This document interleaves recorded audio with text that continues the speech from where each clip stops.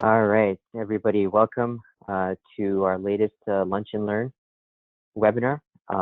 This topic today, we're going to be talking about using ZRS Composites to perform broad market analysis in many different ways. So we'll go ahead and get started here. My name is Meyer. I am the Senior Relationship Manager here at Zacks in our institutional division.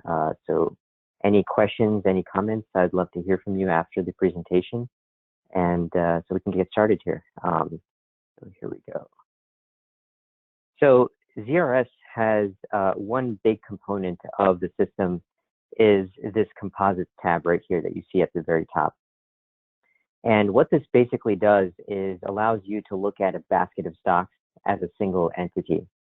So that basket can be anything from your individual portfolios to broad market indices like the S&P 500. And everything in between. It can be a watch list, it can be any model portfolio, it can be a master portfolio. And the idea here is to be able to perform the same type of fundamental analysis that you're used to doing for individual companies, but for that entire basket of stocks as a whole. So it helps simplify it and lets you do a lot of broad valuation and growth analysis. So right off the bat, we've built libraries of both the S&P and Russell composites. And the way to access that is if you see on this top left corner here, right next to the ticker box, there's a little magnifying glass. And if you click that, this will bring up the full list of individual companies.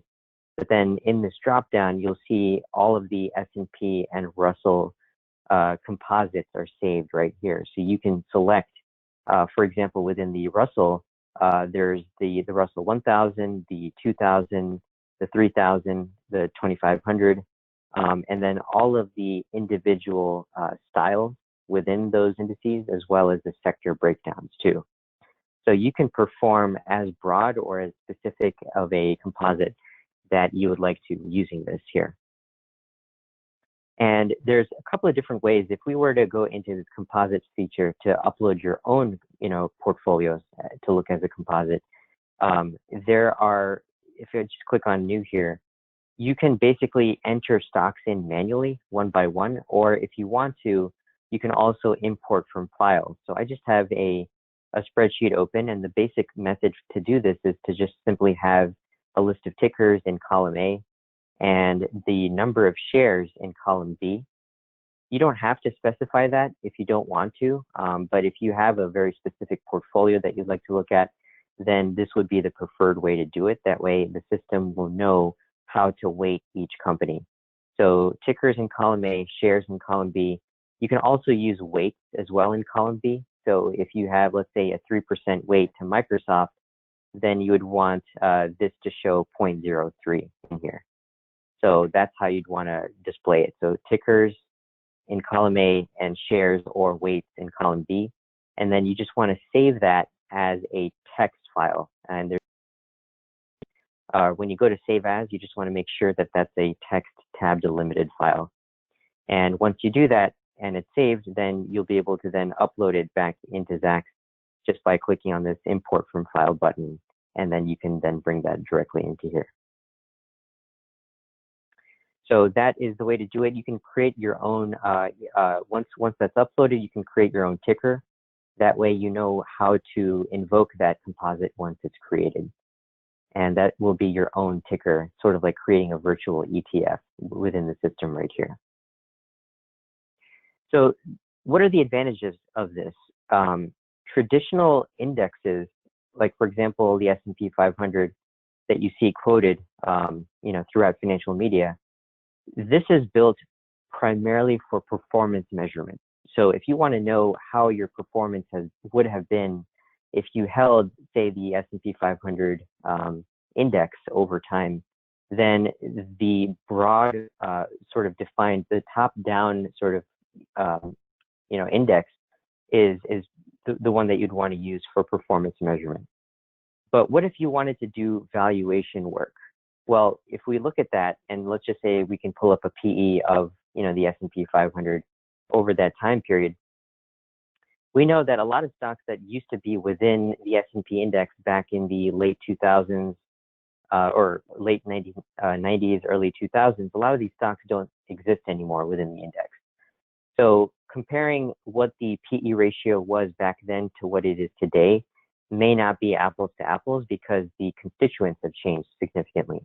And so the advantage of ZRS composites is to be able to do fundamental valuation work on the index as a whole. So if I were to switch to the S&P composite, now we can see what the valuation would have been if we were to take today's members and look at it going back in time.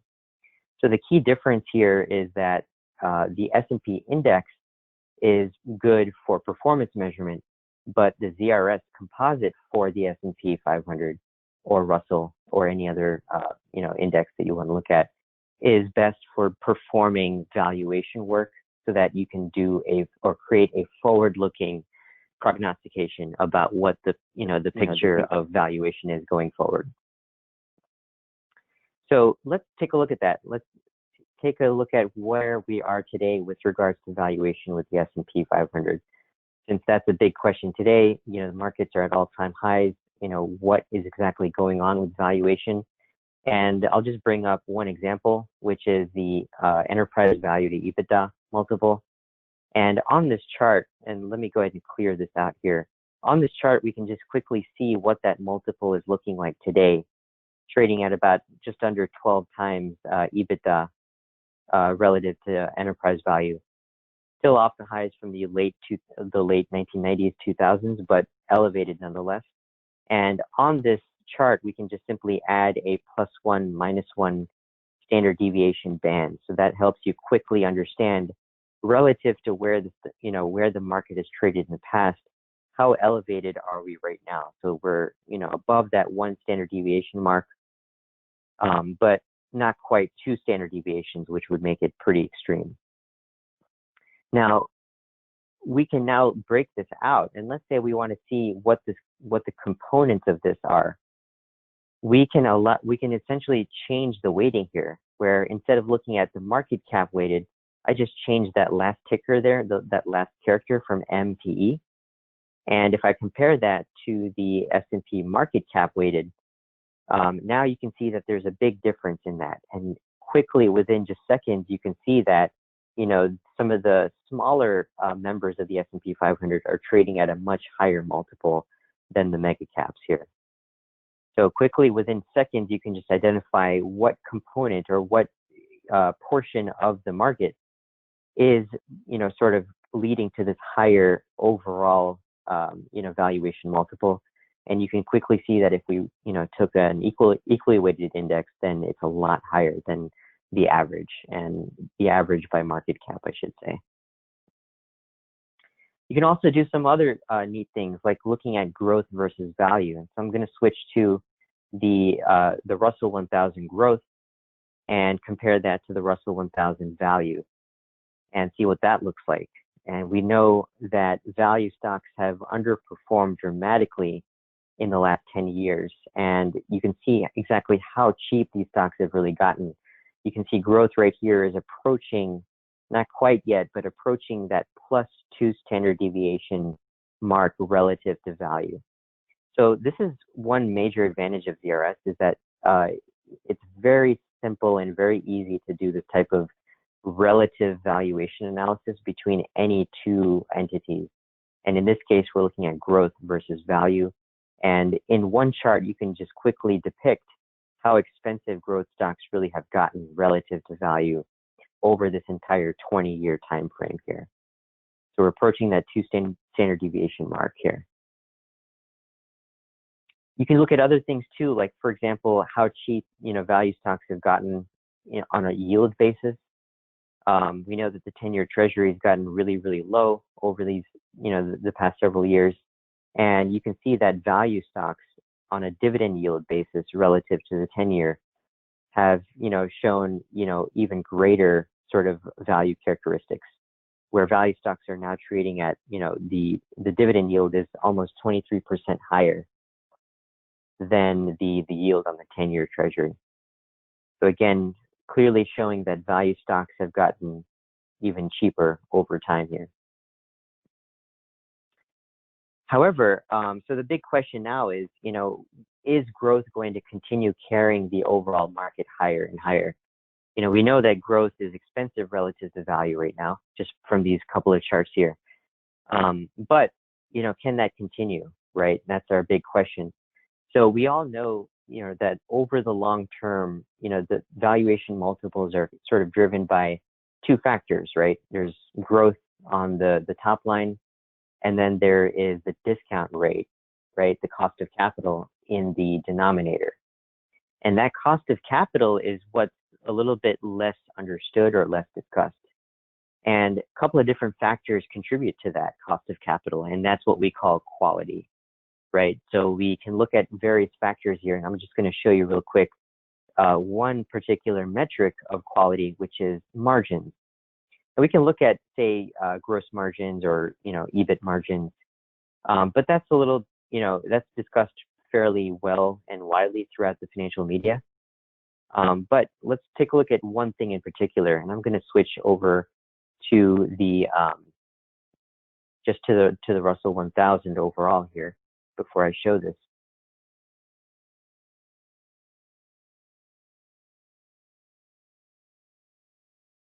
And if I go over here to margins and show this cash flow margin, this is a pretty staggering number. We can see here that over this 20-year period, the Russell 1000 or the market overall has gotten exceedingly efficient at translating every dollar of revenue into increasing amounts of cash flow from operations. And so now we're looking at a Russell 1000 average of almost 20% on a cash flow margin basis. So that is staggering. And this is one of the reasons I suspect why there's such a bid underneath the market is because, the companies overall have just gotten exceptionally efficient at translating revenue into cash flow. You can look at a couple of other things too, for example, free cash flow margins. And here we can see that this looks a little bit less appealing, right? We see that the free cash flow margin is not at all-time highs. But what if we were to break this out again between growth and value, right? So I just toss in that growth, metric right here, the GM, that stands for growth market cap weighted. And now we can see exactly again, why growth stocks have been performing well relative to value. Again, growth is dusting value in terms of free cash flow margin. So that's another reason why growth has been performing well, because the quality of growth has come in, better than the quality of value. So again, you can say that value stocks are cheap, but, perhaps cheap for a reason. Another metric that we can look at is leverage risk, right? That's another factor that goes into, the cost of capital or the discount rate for equities. So one factor we can look at is net debt to EBITDA. And here we can see overall, both value and growth have done really well in the post-recessionary period here, where, we saw leverage reach all-time highs, during the depths of the recession, primarily because EBITDA must have been very, very low. But since then, we see this incredible amount of deleveraging going on across corporate balance sheets. So net debt to relative to EBITDA has dropped, significantly over these past years. Now you can see that growth stocks actually have increased their leverage, but right now the multiple is very, very tame. We can see that right now growth stocks are showing a net debt to EBITDA multiple of 1.2x. Value stocks are at 0.9, both pretty low. Growth is a little bit higher than its relative average over these past 20 years, but still nothing that you could, you would seriously consider being, taking on excessive risk.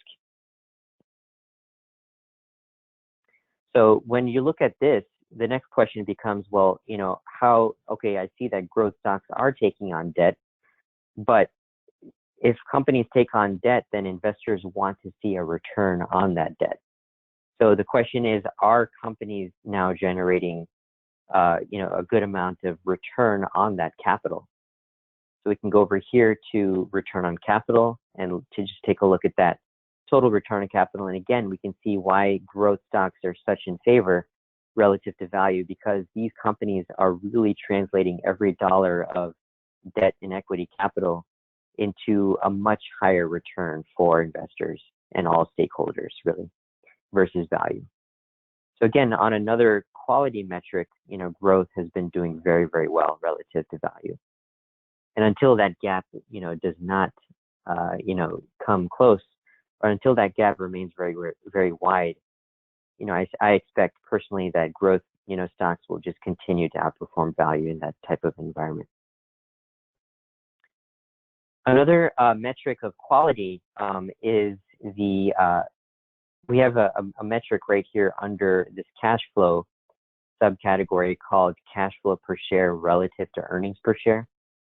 And this is a sort of an accrual ratio. So this is something that you want to make sure whenever you're looking at individual stocks, but especially for broad markets as well. This number you really want to see above 1, because this is telling us that, if it falls below 1 and it stays below 1 for a long time, then that's telling you that companies are showing a lot of accruals on the income statement, but it's not being translated into cash collection, on the cash flow statement. So this number you always want to see above 1, just because you don't want to see accruals outpace cash collection for too long of a period. Just to switch off of, composites just for a second, if I were to toss in GE, we all know GE has had a lot of issues with their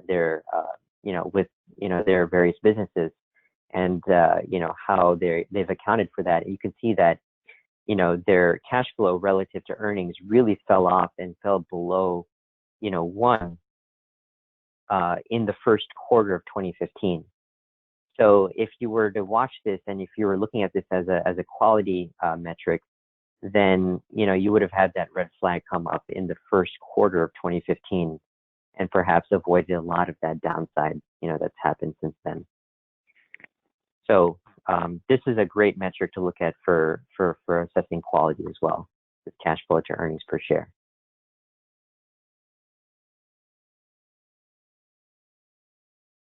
Another way we can look at where we are in terms of valuation is using our valuation model. So this is, if you're not familiar, this is our classic dividend discount model, except we're using earnings as opposed to dividends to value companies. And what we're doing here is, and I'll switch over to the S&P 500. If we were to look at just the broad S&P 500, and I've snapped this to the least squares growth rate. So basically, if we were to value the market according to the midpoint of the business cycle over the long run here, so we're basically undercutting during growth periods and overcutting during bear markets. We just take the midpoint of that business cycle, then you can see here that the fair value of the market is roughly 9% below where we're at right now. So yeah, are we slightly overvalued? Perhaps, if we were to take a look at just the midpoint of the business cycle. But I don't see enough. This number is not too disconnected from the intrinsic value for me to say that, okay, this is we're getting into bubble territory here. And this is a very conservative approach as well, since we're just taking the midpoint of the cycle over 20 years time and discounting that back to present terms. We can see that the model PE, or the justified PE, should be about 17.3. Right now, we're at about 19 times earnings on a forward basis. So are we a little bit heavy? Yes, we can make that case, but not excessively high. And especially not high if we were to take what the sell side is expecting here as far as earnings growth for 2020, 2021, and 2022. We can see that there's an expectation of an earnings acceleration. We can just see here over the past year, we've seen that earnings were basically flat in 2019. So perhaps the companies are gearing up towards a growth in earnings or resumption in growth of earnings. That could be the case. But we can see. So now we can do some forward-looking analysis on whether or not we can expect earnings to re-engage that earnings growth that we've seen during that entire post-recessionary period here. So a lot of the same type of things that we've done here with value, we can do with growth. And so all of these metrics that you can see here can be applied for any composite, just like you're doing for individual companies. So we can look at EBITDA growth, we can look at revenue growth, we can look at earnings growth. Any type of growth that you want to look at, you can see on a composite basis. And the neat thing here is that you can also see a sort of a least squares line of best fit over that time frame that you have. So very quickly, we can see that over the past 20 years, EBITDA has grown by a clip of just about 3.8% over that long time period here. You can do the same thing with earnings growth on a per share basis and look at EPS BNRI. And here, we can see that as well.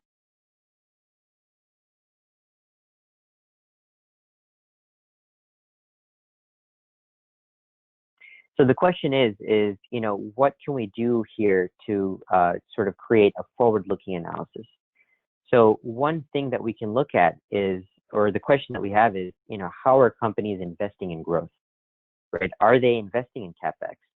Are they doing things that could signal, an increase in top line growth and therefore an increase in bottom line growth? And so one indicator we can look at is CapEx. Right? What are companies doing with their capital expenditures? Are they investing in plants and property and equipment? And you can see here that, well, not really, right? We can see that this long-term number has been going down further and further. And you can see now we're below, 1. This is CapEx relative to depreciation. So over time, this is going to fluctuate above 1 and below 1, but you really want to see this number above 1 because right now, as long as we're below 1, it's basically telling us that companies are allowing their assets to age. So we should be seeing an uptick in this number in the coming, year, maybe 2 years. But this should be an indication of whether companies are seeing opportunities in terms of investing in physical plant and property and equipment. So far, it has not been the case. But let's try to break this out again. Let's look at, the growth versus value, right? And, as one would expect, growth companies are investing in CapEx to a greater extent, rather, compared to value. So that's something that we would obviously expect. But here's the more interesting thing is that, growth companies have been increasing their CapEx since 2013 here. It's really taken a pause here in 2019, but overall, it's been up over the past 5 or 6 years. So that's something that we do want to see. Still below 1, so it's not yet, sending a very strong signal that corporate management is seeing, particularly interesting opportunities for investing. So we'll see what this number tells us over time, but this is a chart that I would keep an eye on, especially now that we've got, the USMCA trade deal passed, as well as the phase 1 agreement with China. So let's see if that has any effect on companies' decisions to invest in CapEx here in the U.S. We can actually see exactly how this correlates too. Like, let's say you want to see, how well has this correlated in terms of revenue growth, so we can actually type in this interactive chart. If we want to see what the correlation is between CapEx and revenue growth, it's pretty easy to see that here. So if I were to, toss in this CapEx to depreciation ratio, see that again, and then, overlay that with, with revenue growth. Or to toss that in. And now if I transform this to show, rather than the raw value, we want to see the year-over-year percent change. And now you can start to see that there is a correlation here. It's not a perfect correlation, but it does have a strong enough correlation. You can see about a 57% correlation. And one precedes the other by 5 quarters. That's the optimal lead time. So that's telling us that CapEx, comes in about 5 quarters before it starts to show up in revenues. So that gives you a pretty good lead time here. as far as being able to predict forward, S&P revenue growth. So if this number starts to come up, that would be very bullish, in my view, at least taking a look at how it's done historically.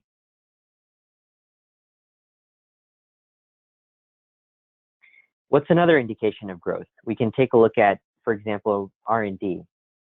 So let's look at R&D as a percent of sales. So if I go over here to margins, here's R&D. And this is what's really interesting here. Let's back up for a second and just look at the S&P overall without looking at, the growth versus value. The S&P overall is actually at 20-year highs, R&D as a percentage of sales. It's only 3.2%, right? It's not a staggering number, but it's still very, very high. So that's actually a very bullish sign that companies are investing in growth, perhaps not in physical plant, property, and equipment, but perhaps more in research and development, in software, in AI, and other things like that. So that's something that is very, very encouraging, that companies are, deploying capital in those types of areas. And other types of things you can do too is recall we do collect a lot of estimates. We do have revenue, earnings estimates, and you can see exactly how those numbers are changing over time. So here we can see the S&P 500 earnings estimate revision for 2020 and then 2021 down here at the bottom. So you can see that numbers have been revised down, but not much though, only by about 6% or so. And let's see if this number stabilizes and starts to come back up, which it looks like it started to here from 12/31 to the most recent period here. So this is very, very strong type of analysis you can do for composites. And you can do, again, all of this stuff you can do for your, composite portfolio. You can do the same type of thing with broad macroeconomic analysis too. So let's say you want to look at the S&P's earnings and compare that to, broad macroeconomic factors. So if I were to go back here into the S&P, type in SP5M, and let's just look at earnings per share. You can add that into here. So here's the S&P 500 earnings. And let's say we want to overlay this with broad macroeconomic data.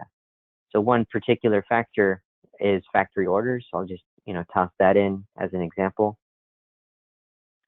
And here you can see that and run the regression. Very strong correlation here between factory orders and S&P earnings. So we want to see this number, stabilize and increase. As long as that's happening, it's pretty bullish for S&P earnings. Same thing goes with other factors too. Let's say I remove this here and add the, Chicago PMI. Let's see, where's the Chicago PMI here? There it is. We add that into here. Now this is more of an oscillator, so we want to, similarly transform our earnings line to a year-over-year percent change. And again, you can see how very, very strongly correlated, the Chicago PMI is to the S&P earnings. So again, all of this, I know the PMI came in very weak here, so that's not good for earnings. But let's see if this changes now that a couple of major headwinds are cleared with the USMCA as well as trade with China. So overall, you can do all types of analysis like this, using composites. And you can essentially create your own custom views. You can save them as a pitch book. So overall, the ability to look at a basket of stocks as a single entity can save you, significant amounts of time when it comes to being able to perform this type of valuation and growth analysis. So if you have any questions, I'd love to hear from you. If you wanted to do a one-on-one with your portfolio, or do any other types of, one-off strategy sessions like this, feel free to reach out to me or send an email to the main ZRS line. The email is zrs@zacks.com. That's once again zrs@zacks.com. And I'd love to, do a one-on-one with you regarding that. So feel free to reach out to me or to that overall ZRS line. Hopefully you found this helpful, and looking forward to seeing you again at future Lunch and Learn webinars like this. Thanks for joining. All right, take care.